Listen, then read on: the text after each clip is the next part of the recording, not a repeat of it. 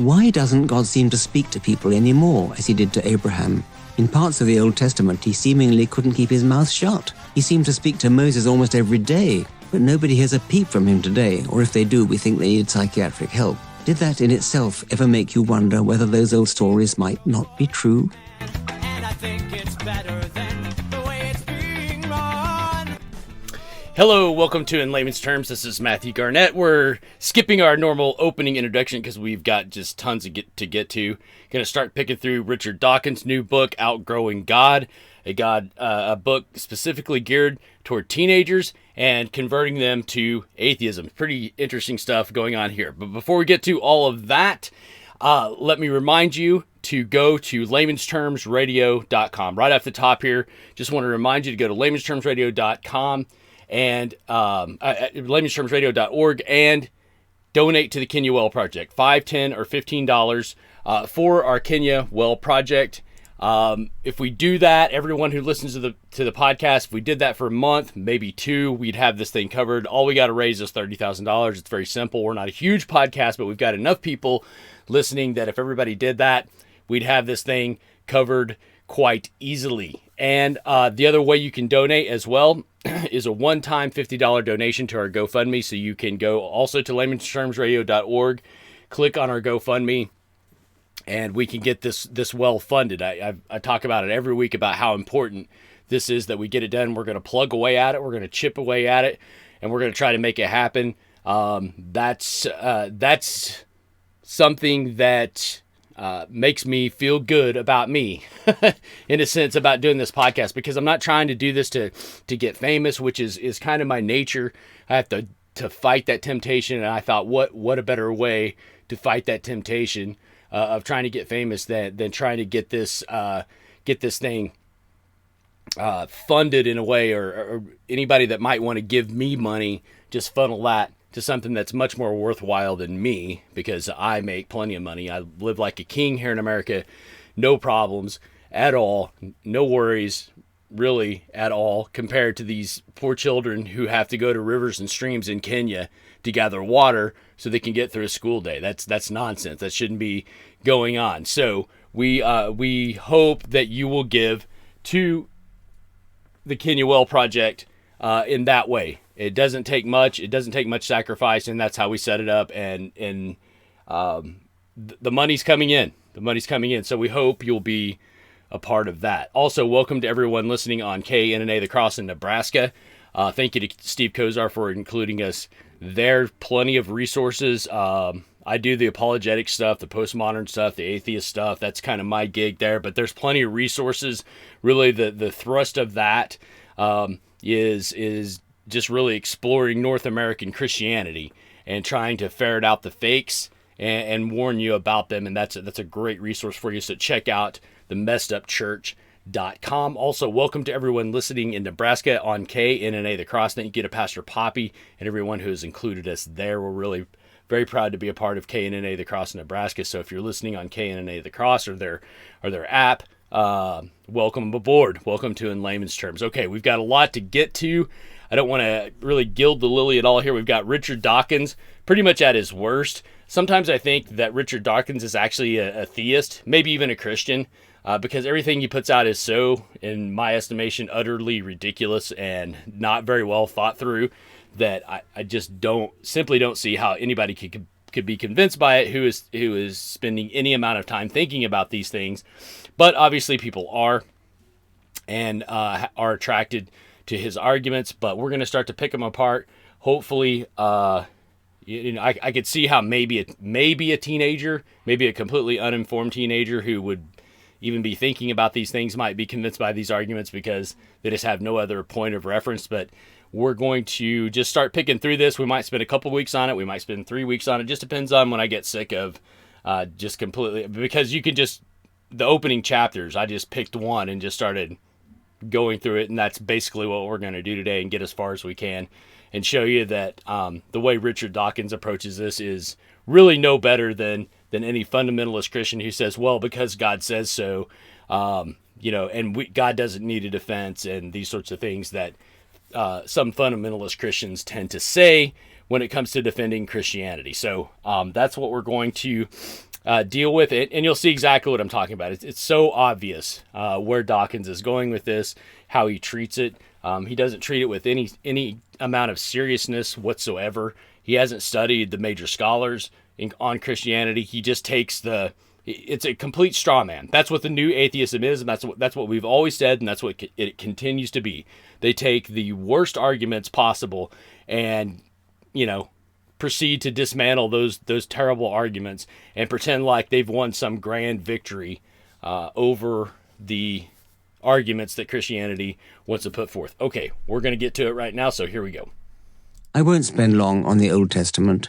It takes us further into the shadowy realms of myth and legend, and biblical scholars don't take it seriously as history. Genesis, Exodus, Leviticus, Numbers, and Deuteronomy are called the Pentateuch by Christians and the Torah by Jews. Moses is traditionally supposed to have written them, but no serious scholar thinks he did. As with the stories of Robin Hood and his merry men, or King Arthur and his knights of the Round Table, there may be some obscure fragments of truth buried in the Pentateuch, but there's nothing you could call real history. The stories of Adam and Eve and of Noah and his ark are not history, and no educated theologian thinks they are. All right, so beware the atheist that tells you that no serious scholar, no educated person believes any of this. I am surrounded at my church by educated people. Several of the folks that go to my church are people who have moved here from across the country who are very well educated, who have master's degrees, PhDs, who teach seminary, and they believe that the story of Adam and Eve, Noah's Ark, etc., are genuine history. And this is what they teach in the seminaries. And so for Richard Dawkins to say this is just, that's completely false. What atheists and their ilk tend to mean by no serious scholar really believes that the Adam and Eve story is history is what they mean by that is that no scholar who is not a Christian believes that this is history. That's true. That's basically true. But he doesn't qualify that, does he? The overwhelming majority of scholars who study this stuff, teach Adam and Eve as history. Because if you don't teach Adam and Eve as history, as we pointed out in earlier podcasts, you've got a problem. Because if Adam is not an historical figure, then you've got a real problem bridging the gap from that to Christ being an historical figure in any real sense of how Holy Scripture puts it. And so the overwhelming majority of the scholars that I know of teach that Adam was an historical figure. But what's he talking about? He's talking about atheistic or naturalistic or agnostic scholars who maybe study history or study ancient texts, etc. And by the way, the Bible is the greatest source of ancient literature that we have. And so it has to be studied. And so people who aren't even believers study this thing. And of course, they're not going to come to the conclusion that the account of Adam and Eve is history. They're not going to come to that conclusion. They're going to say that it's myth for various reasons. But for Dawkins to sit there and say for Richard Dawkins to say that no serious scholar or no one who studies this believes that Adam and Eve or Noah or anything else are historical is just completely cutting out all of the Christians who study this. And even some of the non-Christians. There are some, believe it or not. Very few, I will grant you. But this cuts out the overwhelming majority of the people who care about this. So beware when that's said. It's completely misleading. And for him to say that no educated person believes that Adam and Eve were historical figures, well, I am an educated person. I've got, quite a bit of school under my belt. Master's degree level stuff edging into the PhD level. I've got two very good friends at church who have master's degrees. All three of us believe that Adam and Eve were historical figures. Everybody in my church, all of the people with doctorates who teach at our local seminary here, believe that Adam and Eve were historical figures. We were educated people, and we believe this. So the defense for Adam and Eve being historical figures is another issue. But to say that no educated person believes this is that's false. It's a patent lie. And this is pretty much the tact that Dawkins follows throughout his book. Much more authentic than the alleged captivity of the Jews in Egypt is their later captivity in Babylon. There's plenty of evidence for that. In 605 BC, the Babylonian king Nebuchadnezzar besieged Jerusalem and carried off many of the Jews. About 60 years later, Babylon itself was conquered by the Persian king Cyrus the Great. Cyrus permitted the Jews to return home, which some of them did. It was during or around the time of the Babylonian exile that most of the Old Testament books were written. So if you thought the stories of Moses or David, Noah or Adam were written by people with up-to-date knowledge of what allegedly happened, think again. Okay, so plenty of evidence. That's, again, another ploy. We're kind of pointing, this is like the straw man par excellence from Dawkins here. And we're just going to kind of try to dice this up and show you where he straw mans things in various ways, because that's basically all he's got in this entire book. Just straw man the Christian position or the religious position, whatever the case may be, and go forth with your thesis. So one way he strawmans a religious position, especially the Christian position, is he said no educated person believes this, that, or the other thing. Well, we've already shown that's completely false. And any thinking person is going to know that plenty of educated people, plenty of educated theologians will subscribe to an historical Adam and Eve for particularly a theological reason. Because if there's no historical Adam, there's no historical Christ. Okay, we've talked about that before. Now, this plenty of evidence thing, like what? So here's the thing that I found that have just blown my mind, has been completely astonishing when I study ancient history, is when people say plenty of evidence. There's never plenty of evidence for anything. If there's plenty of evidence for something, it's for something that happened in the Bible. There's, generally speaking, plenty of evidence. In fact, archaeologists use the Bible to try to do digs in certain places. They say, well, the Bible says that this went on here, so let's try to do a dig here. And lo and behold, a lot of times they find that what the Bible says happened there. Now, that doesn't always happen, but sometimes where the Bible says something happened, the markers for the geography might have been different or whatever else, and they don't find what they're looking for. That happens too. But the number one guide for archaeologists is the Bible. That's one of the most reliable sources for archaeology. They've had the best luck finding archaeological evidence that gives us a window into the ancient past from the Bible. That's just the facts. So when Dawkins says plenty of evidence, then anytime somebody says plenty of evidence for that happened in ancient history, you always have to say, like what? Show me your plenty of evidence that, that the Israelites were drawn into captivity. Now, we have the scriptures, of course. We're going to point to that, and we're going to say that's evidence, and there might be some other evidence. But anytime my point here is that anytime somebody doesn't cite their evidence, always be suspicious. Always be suspicious of what's going on here. Okay, plenty of evidence. That's great. We've got plenty of evidence for an ancient event. That's, for somebody who studied ancient history, that's really exciting. Plenty of evidence. Show me your plenty of evidence. That's what we want to see. Okay. It reminds me of a discussion I had with an atheist friend over Caesar Augustus. And, I said, well, there's more evidence that Jesus existed than Caesar Augustus. And he came back and said, oh, no, there's inscriptions on stones and on coins and everything else. And I'm going, yeah, we have ancient manuscripts that mention Jesus. Yeah, but we have coins and stuff written in stone. So what's the difference between writing in stone and writing on coins and writing on parchment? There is no difference between those things. See, the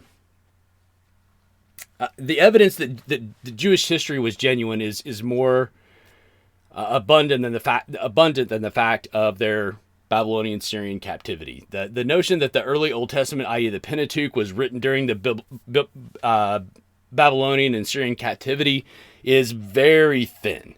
It's incredibly speculative. That's why you've got to ask for, okay, give me the evidence that you believe this happened. Okay, and a lot of times what you'll find is the evidence is enormously speculative. Like this whole notion that the Pentateuch was written during the Babylonian and Syrian captivity, very, very thin. If you were investigating a murder or something like that, and you were going on this evidence, you wouldn't have much to go on.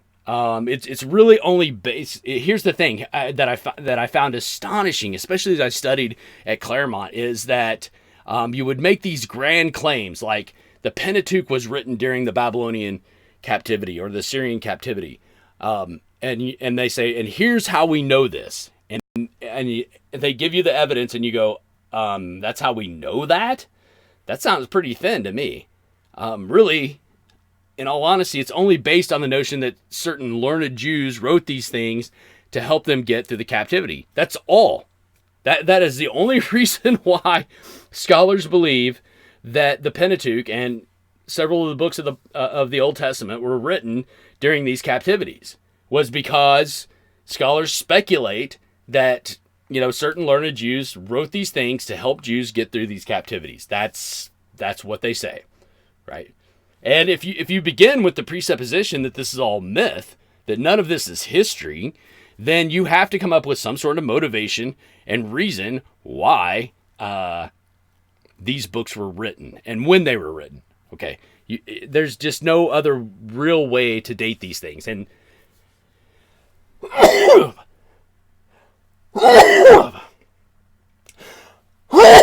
pardon me. Ooh, good gracious. Dawkins doesn't give any of those things. So this plenty of evidence thing. Always look behind that. Show me the plenty of evidence that these things were written much later than they have been historically reported to be written. All right, let's move on here. Most of the apparent history in the Old Testament was written much more recently, between 600 and 500 BC, many centuries after the events they purport to describe. We get clues to when the Old Testament was actually written from anachronisms in the text. An anachronism is something that crops up in the wrong time, say when an actor in a costume drama about ancient Rome forgets to take his wristwatch off. Well, here's a nice anachronism in the book of Genesis. Genesis says Abraham owned camels, but archaeological evidence shows that the camel was not domesticated until many centuries after Abraham is supposed to have died. Camels had, though, been domesticated by the time of the captivity in Babylon, which is when the book of Genesis was actually written.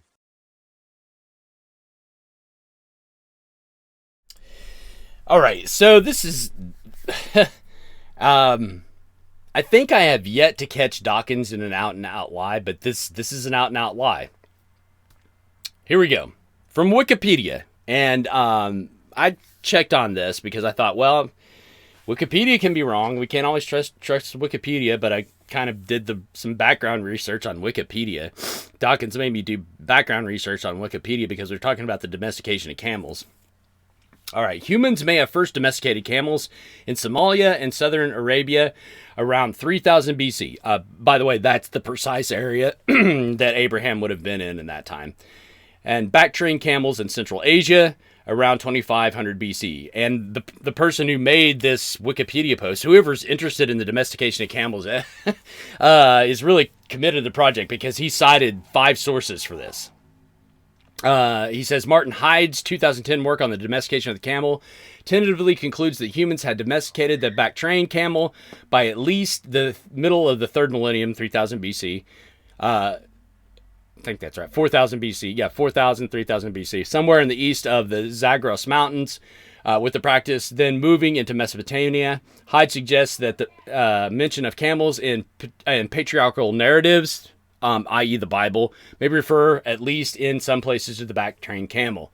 So, like I said before, the Wikipedia page cites no less than 5 credible sources for experts who know about the domestication of camels. So this is just, I don't know where Dawkins is getting this, if he's just making this up and flying by the seat of his pants. I don't know what his editors are doing with the fact-checking, but because this is one of those books where editors have to do fact-checking. This is just a complete lie. Camels were domesticated in plenty of time. It is not anachronistic for the Bible to cite domesticated camels in the time that Abraham was has been traditionally reported to have lived. Okay, it's just an out and out lie. Now, I doubt the teenagers that Dawkins is targeting will even bother to do a Google search on this and check out and see, well, let's do a fact check here and see if Dawkins is really telling the truth. So let me just tell you, he's lying here. He's lying or he's ignorant. Okay, let's just give him the benefit of the doubt and say that he's ignorant. He heard this from somebody that doesn't know what they're talking about. He didn't do very good research on this. He didn't do a Google search on it and check out whether or not the camel was domesticated at this point in time. Skeptics often sound convincing, but doing one simple fact check. Well, I mean, I have been astonished at this. This is what just blew my mind at Claremont and was so frustrating, was because they would make these grand sweeping statements like camels weren't domesticated until this time. And therefore Abraham could not, I mean, this is anachronistic. So therefore Abraham could not have lived when the Bible purports him to have lived. And so therefore the Bible is false and not historical, and et cetera, et cetera, et cetera. And if you just do a tiny bit of research, this all unravels. It all falls apart. See, it's astonishing. It's what's furthermore astonishing is that camels is bringing Dawkins' whole argument down before he even begins, just with a tiny bit of research. So, lesson learned here: when somebody makes these grand claims to you, do a little bit of research, and a lot of times you'll find that the plenty of evidence or the grand claim itself is just not there. It's an apparition. It's what they wish was there. It's what they hope to be there, but it's just simply not there. All right, let's keep going. Story comes directly from a Babylonian myth, the legend of Utnapishtim, which isn't surprising since Genesis was written during the Babylonian captivity. The Utnapishtim story, in turn, comes from the Sumerian Epic of Gilgamesh, arguably the world's oldest work of literature. It was written 2,000 years earlier than the Noah story. The Sumerians were polytheists. Their flood legend says the gods couldn't get to sleep because humans made so much noise. Fed up with the racket, the gods decided to drown everybody in a great flood. But one of the gods, the water god Enki, took pity on a man called Utnapishtim, Ziusudra in an older version, and warned him to build a huge boat to be called the Preserver of Life. The rest of the story is pretty much the same as the Noah version.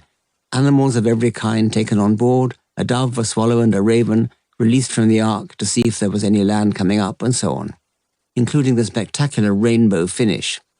It was another god, Ishtar, who put up the rainbow as a sign that there would be no more catastrophic floods. Greek mythology has a related story. Zeus, the king of the gods, furiously decided to put an end to humankind. He flooded the world and drowned everybody. Everybody, that is, except one couple, Deucalion and his wife Pyrrha. They survived in a floating chest which eventually came to rest on Mount Parnassus. All around the world there are similar myths of a great flood in which only one family survived. In the Aztec legend from ancient Mexico, the sole survivors, Coxcox and his wife, floated in a hollow tree trunk and finally, like Noah, landed on a mountain top and descended to repopulate the world. In blissful ignorance of the story's polytheistic roots in Babylon, Bible-believing Christians in Kentucky raised the tax-free money to build a gigantic wooden Noah's Ark, which people pay to visit. You'd think they might have given a bit more thought to the story. If the tale of Noah were true, the places where we find each kind of animal should show a pattern of spreading out from the spot where the biblical ark finally came to rest when the flood subsided, Mount Ararat in Turkey. Instead, what we actually see is that each continent and island has its own unique animals: marsupials in Australia, South America and New Guinea, anteaters and sloths in South America, lemurs in Madagascar. All right, so let's talk about anachronistic. Who stole from who? Dawkins doesn't give us a chain of evidence on who had the goods on the flood account. He just doesn't. He talks about how, well, you've got all these similar flood stories, and we have plenty of evidence that Genesis was written during the Babylonian captivity. No, we don't. You don't have a shred of evidence for that. You have rank speculation. That's all you have. Well, The Jews wanted to have a grand story like everybody else. So in captivity, they had a few learned people write this story down. That's what you have. You have a lie based on camels being domesticated. So far, it's not going really well for Dawkins at all here. I mean, this is just detail stuff. I mean, forget about the big stuff that we might get to in some later podcasts. But showing how Dawkins misses these details, pretty much, you know, if you knew anything about anything, you just throw this book down and go, yeah, I see your agenda. I appreciate it, you know. It's just like any other Christian who wants to convince people of Christianity without, you know, really rigorously studying the evidence. That's exactly, Dawkins is engaging in the same thing. I mean, he's a fundamentalist of another sort, is essentially what's going on here. So Dawkins provides no real chain of evidence to show that the flood story didn't originate in Genesis. He can't evidentially, or he didn't evidentially demonstrate that Genesis was written in the mid-1st century BC. And so therefore, he cannot say that these other flood stories weren't copied. I mean, he's talking about Zeus and those flood stories. Yeah, perhaps this circulated and people thought, oh, that's a pretty good story that we'll put into our myths. We'll incorporate it into our myths. See, that's what you find throughout history, is that pagan cultures tend to incorporate Christian historical accounts into their mythology. That's what you find, not the other way around. He's got zero evidence that the Old Testament copied flood myths rather than the other way around. That's what we find most often, is that pagan religions copy from Christianity and mythologize the histories written there because they want to have as powerful a story. They're competing with Christianity or Judaism, just like anybody else. And most of the time we find, well, all the time, I would say. I can't think of a time when Christianity has copied anything from any pagan religion. Just doesn't happen. And incidentally, how did all those animals spread out and find their places in the world? Well, I'd suspect in the same way evolutionists like Dawkins speculated, they spread out and found their places when they evolved from the primordial soup. That's a ridiculous thing to say.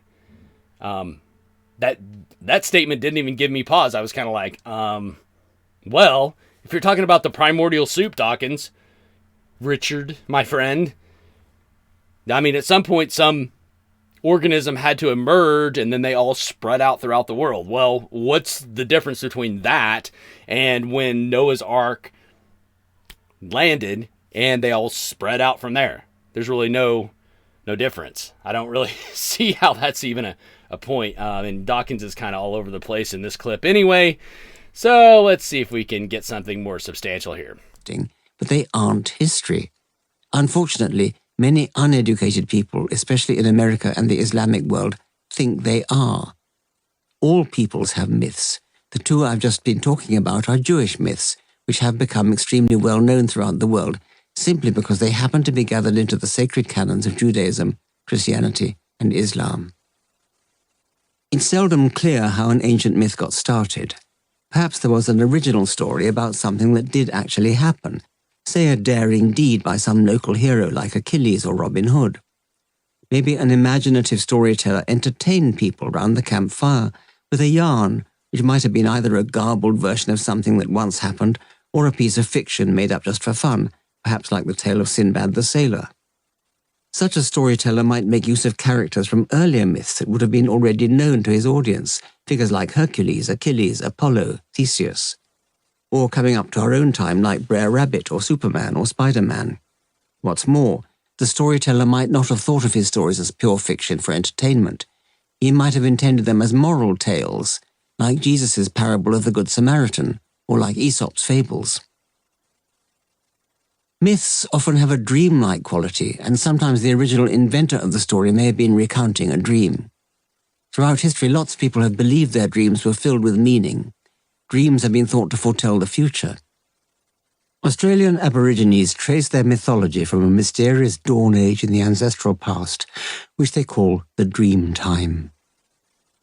However a story starts, whether in truth or fiction, parable or dream, the Chinese whispers effect will see to it that it changes as it's repeated and re-repeated down the generations.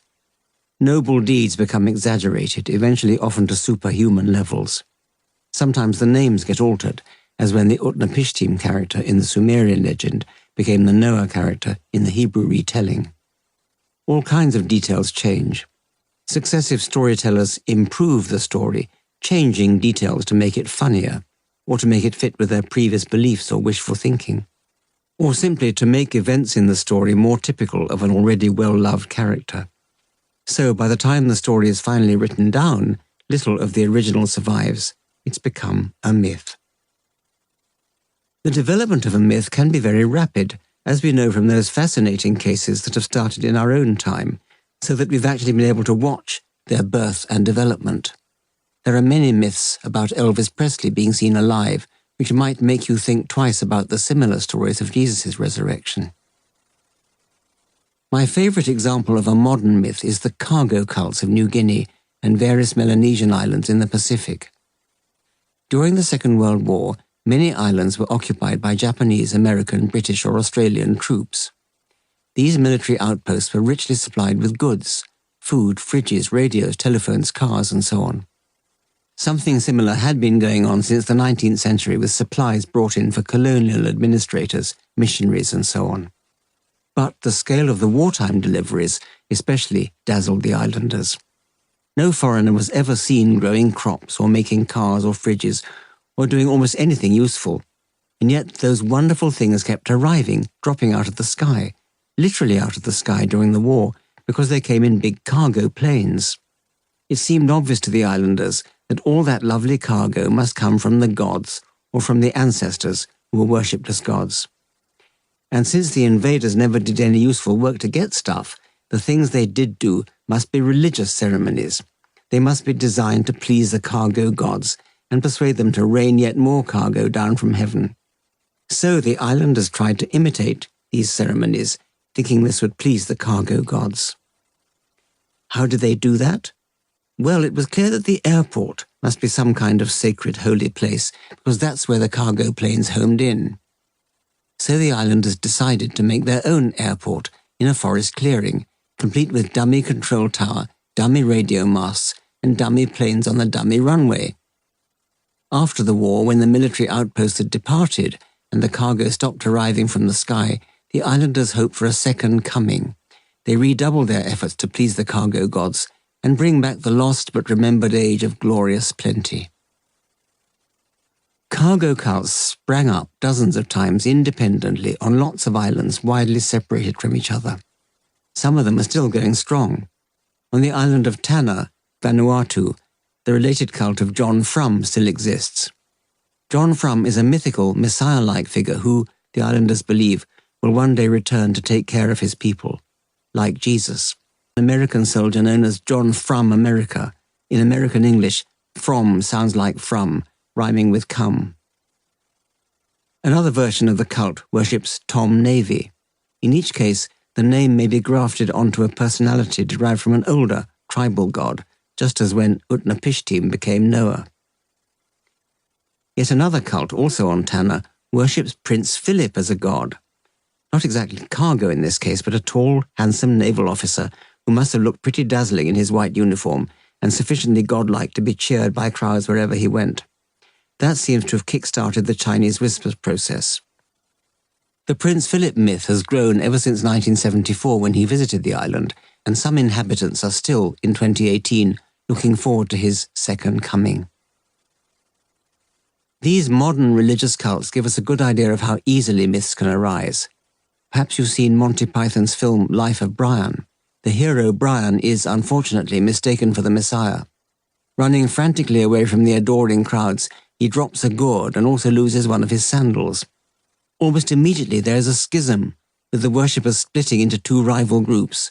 One group follows the sacred sandal, the other group the sacred gourd. Okay. See, this is where you start to... you should start to wonder about Dawkins.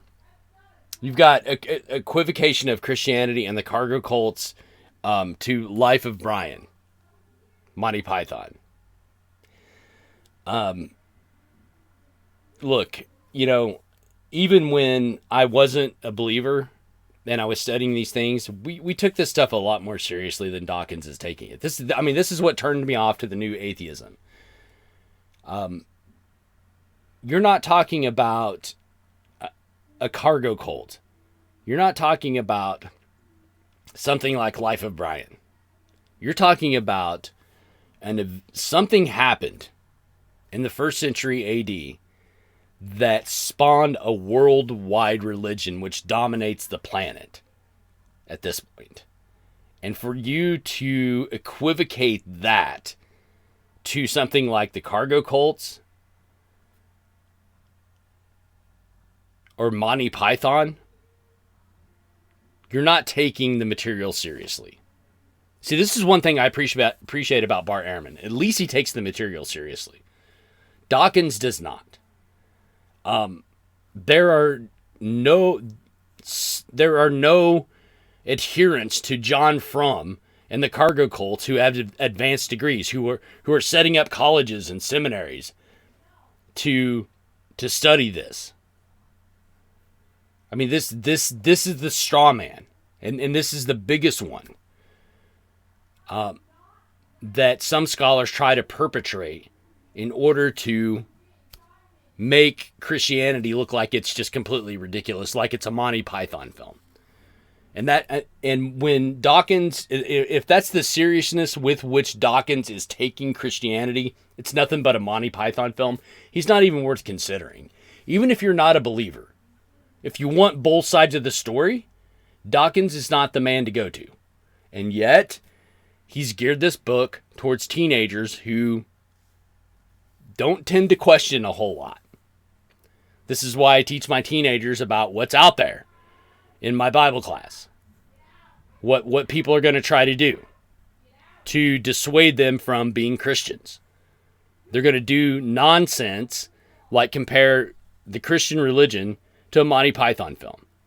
That is utterly ridiculous and insulting.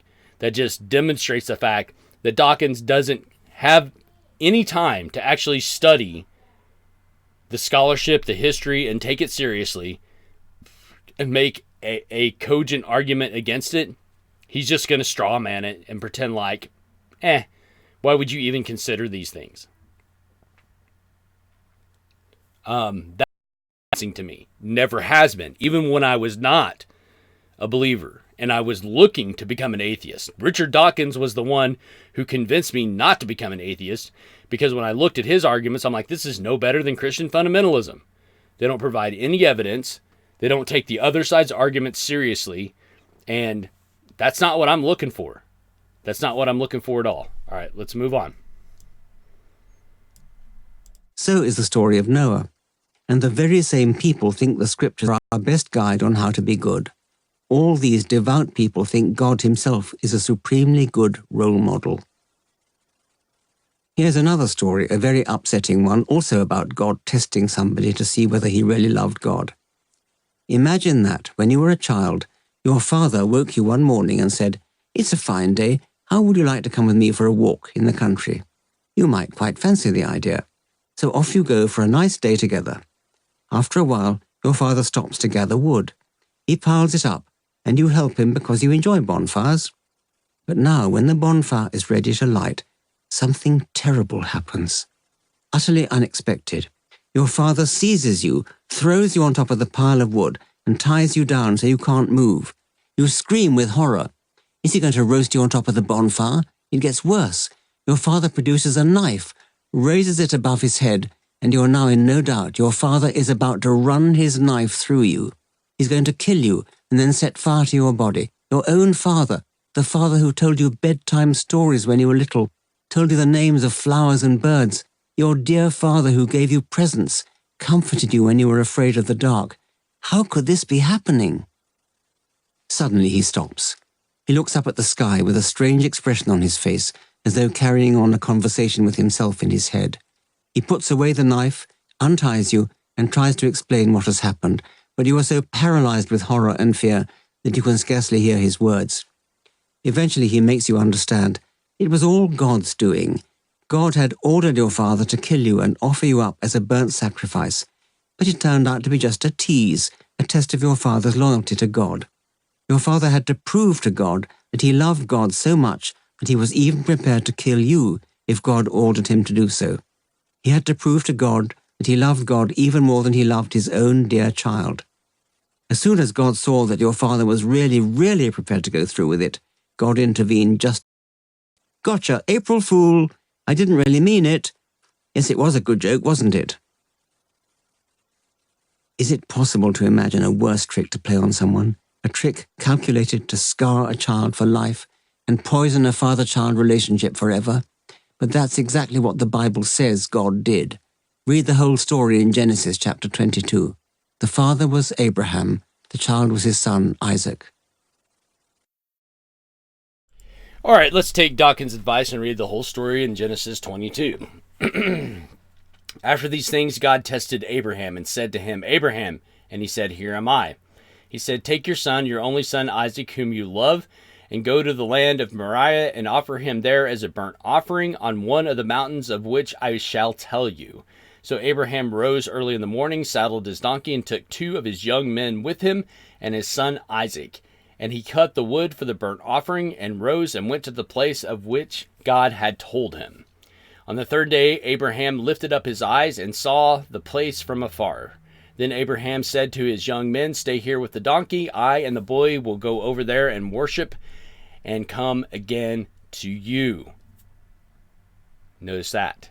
I and the boy will worship and come again to you. And Abraham took the wood of the burnt offering and laid it on Isaac his son, and he took in his hand the fire and the knife. So they went both of them together. And Isaac said to his father Abraham, "My father." He said, "Here am I, my son." He said, "Behold the fire and the wood, but where is the lamb for the burnt offering?" Abraham said, "God will provide for himself the lamb for a burnt offering, my son." So they both went together. When they came to the place of which God had told them, Abraham built the altar there and laid the wood in order and bound Isaac his son and laid him on the altar on top of the wood. Then Abraham reached out his hand and took the knife to slaughter his son. But the angel of the Lord called to him from heaven and said, "Abraham, Abraham." And he said, "Here am I." He said, "Do not lay your hand on the boy or do anything to him. For now I know that you fear God, seeing you have not withheld your son, your only son, from me." Abraham lifted up his eyes and looked, and behold, behind him was a ram caught in a thicket by his thorns. And Abraham went and took the ram and offered it up as a burnt offering instead of his son. So Abraham called the name of that place, "The Lord will provide," as it is to this day. On the mount of the Lord it shall be provided. So notice all the inferences Dawkins puts on this story. He puts the inference that they're just going out for this walk and have a bonfire. No. Isaac knows what's going on from the beginning. He infers that Isaac was terrified and shocked. And there's nothing in the text that would indicate that. In fact, it would indicate that's quite the opposite. Because if you read this account in context, you will see that Isaac is probably about 14 or 15 years old by this time. There's no Isaac being terrified and shocked that Abraham would do this. Dawkins infers that Abraham and Isaac's relationship was irreparably damaged, and there's nothing in this text or in all of Genesis to indicate that. Dawkins infers that Isaac was against this somehow, and there's nothing in the text to do that. He laid down his life willingly, foreshadowing Christ laying down his life willingly. I mean, this is most likely something that Isaac would have suspected would have happened. He would have said, I'm the firstborn. The way people act around here, the way things are, our culture is that the firstborn gets sacrificed. That's just how it is. And one day my father's going to take me out and sacrifice me. And if I'm loyal to God, then I will go along with this. That's more than likely what happened. The surprise here is that the child wasn't sacrificed. That's the surprise. It would have been completely in keeping with those times that that Isaac would have been sacrificed. Completely in keeping with those times. That's the surprise here. Dawkins also infers that God spoke secretly to Abraham. It says that nowhere in the text. I mean, for what we know from the text, Isaac heard God's voice as well. A voice called from heaven. That's what verse 11 says. A voice called from heaven.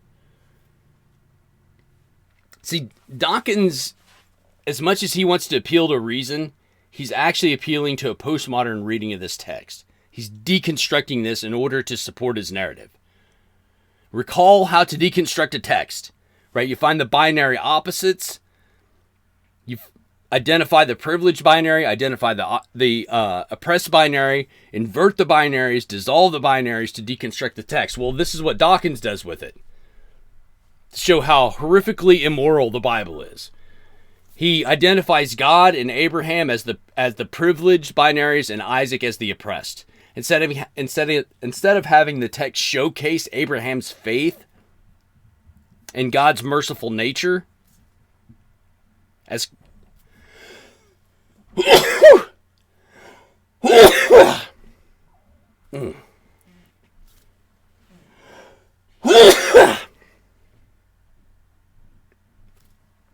pardon me. Instead of having the text showcase Abraham's faith and God's mercy, as compared to the other local gods of the region, Dawkins flips the script here. Instead of having God institute animal sacrifice and forbid child sacrifice, in contrast to the norms of the day, Dawkins uses modern standards on this and says, see, the Bible is a horrible place to look for morality. That's what's going on here. And he gives several other examples just like this. He deconstructs these texts and makes it look like what the Bible is trying to say is worship this horrible, evil God that does these horrible, evil things to people. And if you're some teenager reading this book, you might be saying to yourself, oh, wow, I never really thought of the Bible stories that way. That's a really unique way to look at it. Of course you've never considered the Bible stories this way, because that's not what they're intended to teach. You've always taken them in a way that says, okay, what is the author trying to teach me in this situation? You've never taken them as somebody coming along, deconstructing them and using them for their own agenda. You've never experienced that. And so it is something that's difficult to resist. And instead of saying, no, I don't think that's what the author's meant to put across here. But Dawkins is very, very convincing, and so you might buy into it. It doesn't matter, though. Dawkins is going to just overlay whatever he wants the author to mean in this text. Like a good postmodern, he deconstructs the text to fit his own narrative. And I'm not sure Dawkins himself even realizes what he's doing in a lot of ways. He is full on buying this, and that's what's going on here. Okay, let's see if we can get a couple more in here. Both these stories, God testing Abraham and God testing Job, I can't help feeling that the God character is not only cruel but, well, insecure.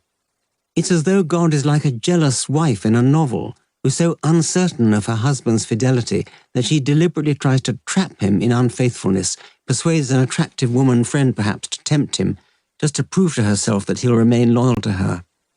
And if God is supposed to know everything, you might think he'd know in advance how Abraham would behave when put to the test. In the Bible, the God character often describes himself as jealous. At one point, he even says his name is jealous. But where ordinary people are jealous of romantic rivals or business competitors, God is jealous of rival gods. Sometimes with good reason. As we saw in chapter 1, the early Hebrews were not wholly monotheistic in the modern sense. They were loyal to Yahweh as their tribal god, but that didn't mean they doubted the existence of rival tribes' gods. They just thought their Yahweh was more powerful and more deserving of their support. And sometimes they were tempted to worship other gods with terrifying results if their own God caught them at it. All right, so why does God test faith, and why is God jealous? That's the problem Dawkins has here. Because in our day and time, jealousy is a bad thing. All right, let's watch through this. God tests faith not for his own sake, but for ours. I mean, God knows if we're going to pass the test or not. He knows. If we pass, we're encouraged and our faith is strengthened, just like Abraham with Isaac. If we fail, God uses our fail to discipline and teach us and use it for our good, just like St. Paul teaches us in Romans, and our faith is strengthened. This is why God tests our faith. Count it all joy, my brethren, when you are confronted with trials of many kinds, St. James teaches us.